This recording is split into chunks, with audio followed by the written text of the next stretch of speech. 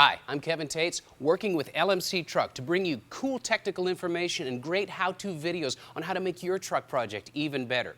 In this video, we're going to be walking you through the installation of a 3-color LED tailgate light bar. Now, these lights, well, they're DOT legal, but let's face it, the lenses are cloudy, they're incandescent bulbs, and compared to today's vehicles with full-on LED lighting, these pale literally in comparison, and you can do a lot better, and it's very easy to do. This LED strip has full-width red dual brightness LEDs for brake and running lights. On each end is an amber strip for turn signals, and in the middle is a large white strip of LEDs for backup lights. Now, if your vehicle has the 4-wire plug, well, it's simple plug and play with the plug itself and a couple of other simple wires to hook up.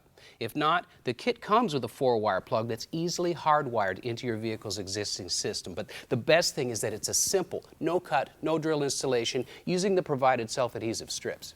This kit has simple, easy-to-follow instructions, including a troubleshooting guide. And on a scale of 1 to 5, I'm going to give this about a 3 just because there's a little bit of wiring to do. Now, there is some vehicle prep that we need to do before we install it, and we're going to walk you through that as well. Now, since our strip is stuck to this sheet metal strip between the tailgate and the bumper, we've got to have good adhesion. I'm using alcohol to clean it off.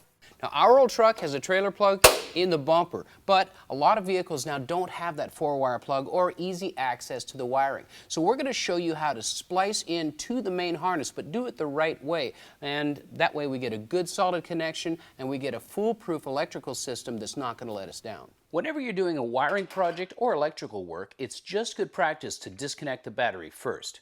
This is the main chassis harness, and it's easy to get to and easy to unplug. And now we can just stuff it up between the bumper and the sheet metal and do our work from the top. So this is much easier to work without a bunch of stuff falling in our eyes. And it's very simple to hardwire this in. You just match your colors. We've got yellow to yellow, dark green to dark green, brown to brown, and white is a dedicated chassis ground. Not a body ground, but a chassis ground. And we want you to avoid this type of connector because it can be unreliable and not make a perfect contact every time. So we're going to replace that while we splice our yellow wire. Now, you are going to need some tools. We've got a test light just to test circuits. I like to use heat shrink tubing, but you can also use electrical tape. I like to use a flame with solder. We've got some rosin core solder, some wire strippers, and just a lighter for the heat shrink tubing. After getting rid of the Scotch connector, we'll cut the yellow wire and connect all 3 yellows together along with the blue trailer plug wire and solder them for a permanent connection. There we go.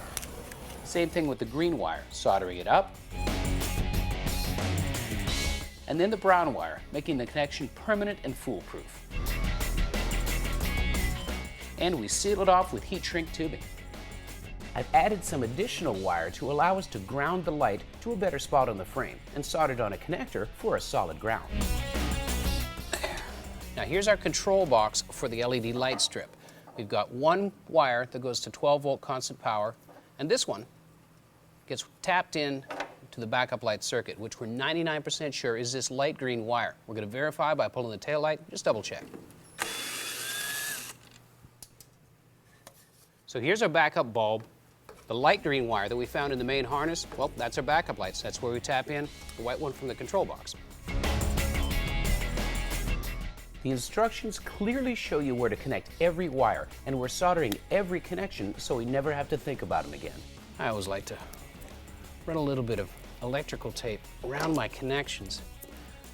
A little bit more security, just to keep things nice and neat. Now, there's one last connection to make, and that's the control box to constant 12-volt power. And this other wire here, we've run up the frame rail and cable tied it safely away from everything else. And that way, we've got constant 12-volt power, just like the instructions say.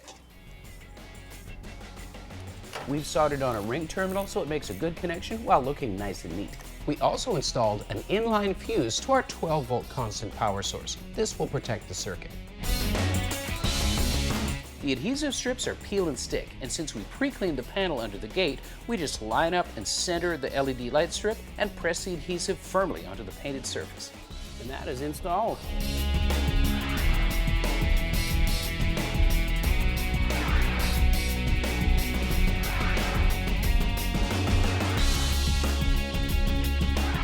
Now that's not just a cool looking accessory. It is a fully functioning LED lighting upgrade that's going to make your vehicle more visible and safer to drive.